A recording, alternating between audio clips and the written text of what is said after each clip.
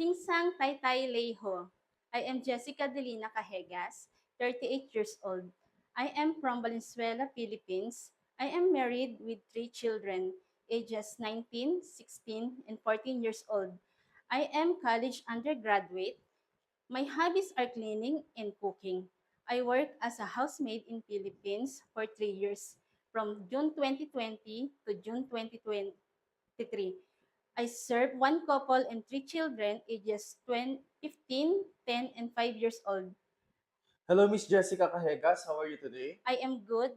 Thank you, sir. May we know your main duties from your previous employer? My main duties is taking care of the whole family, providing their services that they need, especially when it comes to their children. Can you tell to us your daily activities from the morning that you wake up until the night you went to your bed? My daily activities and duties are cleaning the house, cooking their foods for the whole day, washing clothes and dishes, and taking care of them. Since this is your first time to work abroad, how will you overcome homesickness? I can overcome my homesickness is by keeping myself busy to my work.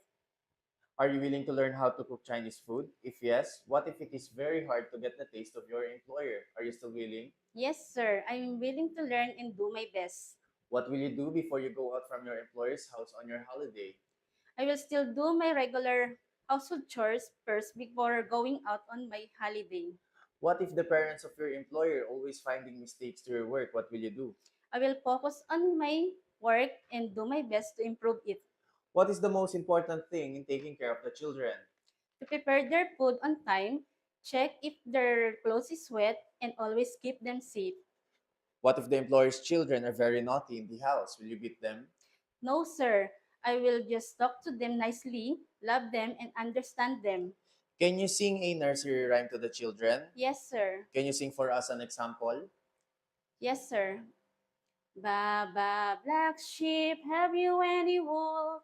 Yes, sir, 3 bags full. One for my master and one for my dame, and one for the little boy who lives down the lane. Baba, black sheep, have you any wool? Yes, sir, 3 bags full. What is the most important thing in carrying a baby? Regularly check the diaper if it is wet, feed the baby on time, and give the medicine on time. How will you arrange your duties if only you and the baby left in the house? Attend the baby first, bath the baby, feed the baby, and once the baby is sleeping, that is the time that I can do my household chores. What will you do if the baby cries at night? I need to check if the diaper is wet, check if the baby is hungry or have a fever.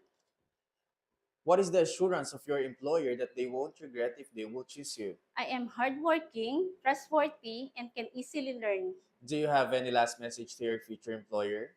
To my future employer, please choose me as your housemaid because I badly need this job and it will help me to grow as a person. It will be a big help for my family. Promise to do my duties and responsibilities, and I will finish my contract. Before we end, can you show your best smile? Thank you very much, Miss Jessica Cajegas, and hope to see you soon in abroad. Mom and sir, thank you, and I am looking forward to work with you as soon as possible.